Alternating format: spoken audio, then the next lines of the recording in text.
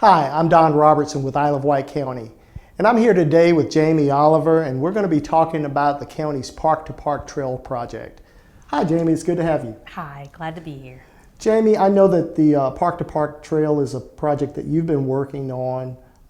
You do a lot with transportation, but that certainly has been part of the transportation effort and the focus of your work effort for a while now. It has. The county's been working to bring this project to fruition for about 15 years now. Back in 2001, 2002, we formed a bike and pedestrian committee. They developed a master plan, and that master plan slowly evolved into this being the primary project. And the county actually applied for the first grant for this project in 2007 after several community meetings, and it's just been evolving and moving forward since then. So this is certainly not a new project. No, not at all. Actually, some of us are a little frustrated that it's taken so long to come to fruition, but we're getting near the end now. Excellent. So when we talk about this project, Park to Park, what does that mean? What does the project encompass? Sure. Sometimes it's referred to as the Nike Park Trail because that's where it started, but Park to Park is a much better name because it's going to go from Windsor Castle Park in Smithfield down South Church Street to where South Church Street meets Battery Park at the Royal Farms, and then it will come down Battery Park, and at the intersection with Battery and Nike Park, it'll take a right and go all the way to Nike Park. So there'll be Windsor Castle at one end and Nike Park and all the facilities at the other end, and everyone in between will be able to access both of those facilities on a safe environment.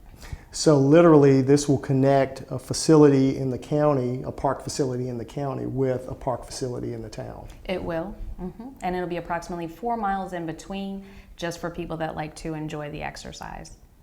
Now, and you talk about exercise, is that the primary purpose of the park, the trail rather? Is it really for recreation and exercise, or?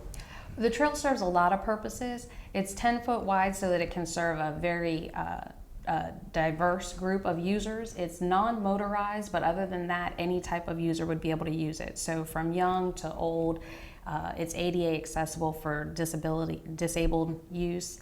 Any type of physical challenges, you'd still be able to enjoy it. It'll access both of the recreational facilities, and it is on a major commuting pattern, so the residents in the area will be able to access South Church Street and the businesses there. So it'll serve a lot of purposes. I think some people have questioned, is this just a bike path? Because if it's a bike path, people can just ride their bikes on the street. Is it just for bikes, or is it just for pedestrians, or? It's designed to facilitate both. I do think in the cycling community there's kind of a split between people that are very serious cyclists that go for long distances and that actually achieve higher speeds, and that is probably not a trail that they're going to use right away just because with the two local termini it doesn't suit their purpose. If they were in that area, they would certainly use it and be able to use it. But it probably is a smaller scale trail at this time because it's such a short span and doesn't connect to any of the locations that that major cycling group would use. We're still going to have cyclists on our secondaries. So I would say at this point it's more of a community use facility, but it is available, especially as it connects to a greater network in the future. Sure. I think that the effort that's gone into this is certainly going to pay some dividends. Once that facility is in place, we have a similar, well, not quite similar, but we have a project that was completed in the Windsor area.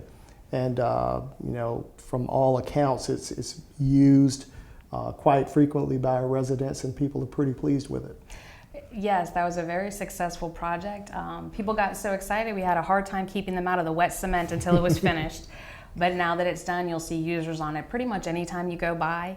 And I think in a rural community, sometimes sidewalks and trails seem a little out of place at first, but once they're in place and people can see how they can facilitate travel, how much safer they are, how you can enjoy it with your pets or your family or your neighbors or your local moms group, it seems to be a real asset down there. And one of the comments you made was, the difference between a trail and a sidewalk, and I think that's a critical distinction for people to make.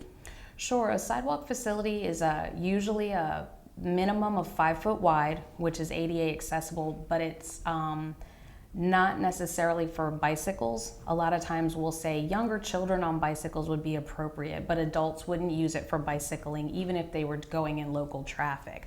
a multi-use trail is wide enough that it actually facilitates two-way travel at higher speeds, not roadway speeds, but higher speeds, so it suits two bicycles passing each other safely. And Jamie, I know that a lot of people have questioned the need for this, or why would we do this? But when we look at other communities really across the United States, these types of projects are true amenities to their communities, and really a very competitive process is in place for getting funding for these types of projects. It is. We applied for transportation enhancements and also transportation alternatives, and that grant source is a federal source, but its sole purpose is these alternative modes of transportation, and they've become so popular that the grant funds have stayed the same, but competition has been extremely stiff. The county is very lucky. We have gotten several very large grant allocations because the state and other entities see the trail as being so valuable to a community like ours.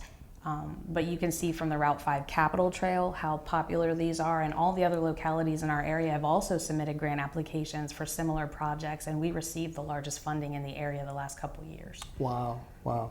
So we were able to leverage, I guess, some federal and state funding just by the use of some of our local funding. We did. We used a small amount of local funding and brought in more than $4 million in federal funds, which would have been used for this type of project somewhere else. So it was a real boon to bring it back to our community. Since we had already, as taxpayers, paid it out, we were able to bring it back in for a facility here. Well, excellent. Well, thank you so much, Jamie, for the information. I think it's been valuable information. And we look forward to working with our community to bring other amenities in. And we want you to continue to stay tuned to Isle of Wight County for more great information in the future.